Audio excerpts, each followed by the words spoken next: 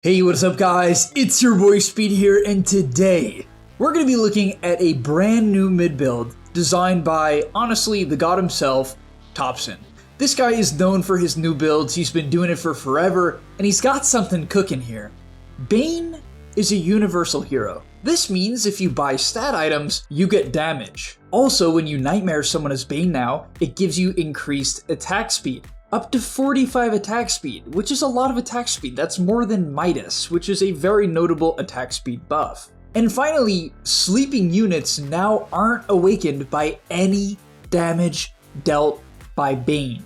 This is huge. Why is this huge? Well, Topson will be building Spirit Vessel, which gives you 12 all stats, further increasing your damage as a universal hero. It also means you can cast Spirit Vessel on an enemy during Nightmare and not wake them up. And it also means you can Brain Sap them, and it also means you can cast Enfeeble on them, which is actually the other spell he will be maxing. He won't max Brain Sap until last.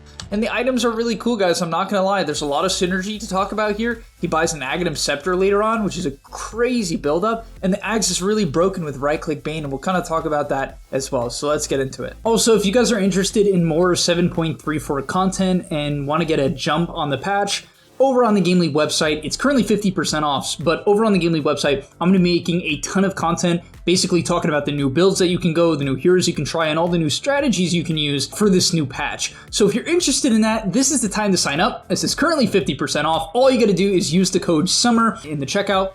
And yeah, hope to see you guys there. Click the link down below. And let's get back into the video. Alright, so for the mid lane, I would actually say he has a pretty bad matchup here, but he ends up doing very well. He's against Nature's Prophet, and Nature's Prophet's pretty good against Bane in general, because you can take Nightmare off of yourself with Treants, so you can't really use Nightmare aggressively in this lane. But that's okay, because the main thing you're trying to do is use Enfeeble so that they miss last hits. Enfeeble reduces damage by 55%. 55%. That means Nature's Prophet will go from 60 damage to like 27.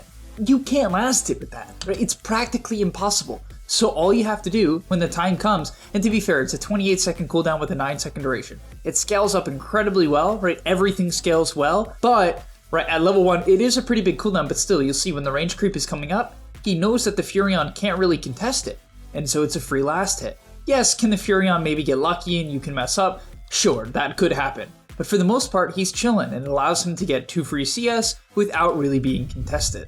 Briefly, I'd like to mention his starting items as well. He has 4 branches, a circlet, and then tangos. The reason why the circlet's good, even though it's triple the cost for 1 extra all stat, is because it's going to build into the later urn, and yes, you're a universal hero, so you benefit from the stats. So from there in the laning stage, what you can do, guys, with the bottle, you're gonna have a ton of mana, right? So you can spam Nightmare so that the enemy misses last hits, or you can hit them a bunch, and you can continue to spam Enfeeble to harass them out. And that's all that he's doing, right? Basically, you'll see right here, he's going to drop the Enfeeble, and that's going to allow him to go for this Flag Bearer CS without being contested. The Nature's Prophet also missed the last hit on the melee creep. And yes, he is a level behind because the Prophet has a lot of denies, partially on Treants. So as I said, this is not a good mid matchup. There's a lot of better matchups. For instance, like melee heroes, you destroy, right? Absolutely destroy them. But the Furion, even though he has a lot of denies, his last hits are severely lacking. For a top level player like Jackie, 16 at 440 on Furion mid is not good. The next thing that's very powerful about Bane is early grip. I honestly feel like grip is kind of balanced around not hitting an early level 6. Like the ability does so much where if you get it really fast, it kind of does almost too much. It's not that long of a cooldown at 120 seconds, and it does just way too much damage, right? This ability does it's like 200 and almost 300 damage. It drains their mana and it stuns them for 4.75 seconds. Like, it's gonna get a kill. You know what I mean? It's almost inevitable. All you have to do is call for a rotation, and that's what he does here, right? Doesn't even have enough mana for his other spells, which is something that will happen on Bane. The hero is very mana intensive. But yeah, when you grip, you actually get mana back, which is pretty cool. And yeah, they just pick up the kill on the Furion. Very easy. Wraps on him with a Midnight Pulse and some auto attacks, and they take out the Prophet. Now this upcoming fight at the top River Rune is where you're going to see the true power of maxing Enfeeble. A 7-second cooldown means that you can use it on multiple targets during a fight. In fact, up to 5 or 6 targets during a fight. And so yeah, he's going to lead onto the Grimstroke, and immediately the damage starts ticking. It's 270 damage for every single Enfeeble. That's on a 7-second cooldown. That's a lot of damn damage. Yeah, so he's gonna right-click the Grim. Probably shouldn't have slept him there. Maybe he could have slept the Furion. I see why he does it though, right? He wants the bonus attack speed, try to get in the auto attacks, but unfortunately the Midnight Pulse wakes the guy up, or Malefice, one or the other, I don't know, but yeah, drops the Q on a Prophet, and look at this. He's hitting for like 28. He's hitting for 28. That's unbelievable. Obviously, things that would counter this Bane build are like magic damage variants, you know, things that well, aren't physical. But in this clip, right, the right-click Prophet is doing 0. You see that? It's nothing. That's right. The 28 is before resistances. So realistically, it's like gonna be like 20 or 18 or something. And then he's able to eventually get one onto the Night Stalker here. As he pops his bottle, gets onto the Night Stalker. And now this Night Stalker's like, oh, I'm gonna kill him. But he hits for, look at this hit. Like, what is it? What is that? And he's like, oh, I can't kill him. And so, yeah, that's the power in these early game fights. Just drop Enfeeble, Enfeeble, Enfeeble, Enfeeble. And if it's right-click heroes trying to kill you, this happens to be quite a good game for it, I will admit. But if it's right-click heroes trying to kill you, they're not going to kill you. Now, from there, if you're having a good game, guys, you don't really have to focus on rotating too much. One of the downsides about Bane is he's not that good at farming neutral cams. He's not terrible because you have 133 damage with just a bunch of stat items and a ton of attack speed, but at the end of the day, it's not fantastic. And so in order to scale on Bane, you kind of just need to sit mid and clear mid waves for as long as you can. If there are some overextending enemies in the side lane, sure, rotate in, get those kills, and help out. But for the most part, you want to sit mid and get your levels up until like minute 13. All right, and this is where things begin to get really cool and really fun. Take a look at this clip here. Topson's running up the high ground, picking up some bounty runes, just trying to heal up. He's got a haste rune, so he feels confident, right? Running into no vision, doesn't know where the enemy team exactly is, but he doesn't care. Snipes a courier and bumps into a Grimstroke, but with the haste rune, he knows he's okay. So he's going to kill off the Phantom's Embrace, drops the Nightmare at an incredibly high cast range due to the high level in Nightmare because you're a mid laner, and look at this damage. Right, he can drop the Urn, he can drop the Q, and it will not actually wake the guy up. He didn't drop Urn here, maybe he just wanted to save charges and knew he'd kill him.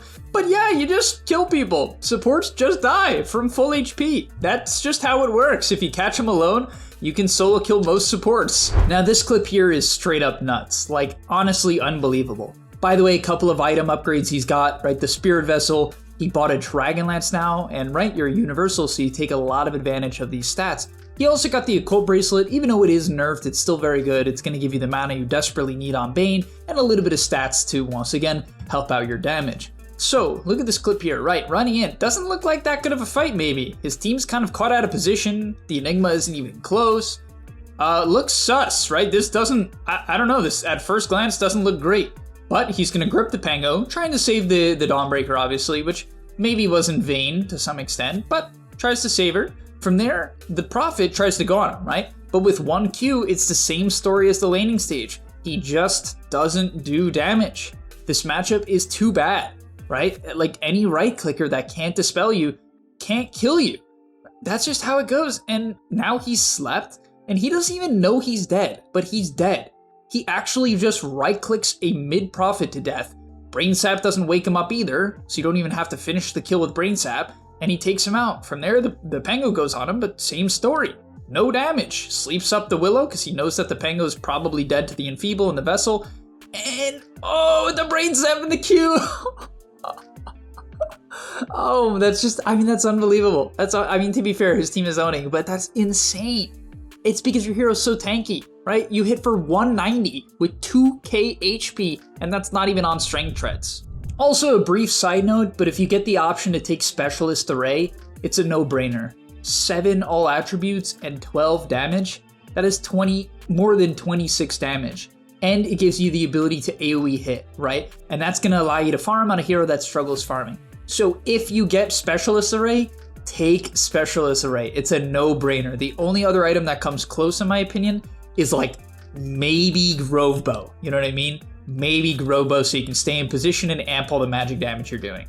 But yeah, well, to be fair, Enfeeble's pure, which is kind of crazy that Enfeeble is pure damage. It's just 270 pure damage. And by the way, he skips his 10 talent max out Brain Sap, and then at level 15, he gets Enfeeble damage per second. And now the Enfeeble does, what, an extra 100 damage or something like that? Probably does 370 damage now. That's pure on a 7-second cooldown, by the way. Crazy stuff. And by the way, I don't think people even know this about Enfeeble. It reduces cast range by 30%. So if you cast it on a Prophet and he has 1,000 cast range on Sprout, for instance, he just loses 300 cast range, which is so much. All right, and finally, to top off the build, as everything comes together at level 20, you're gonna take Nightmare cooldown.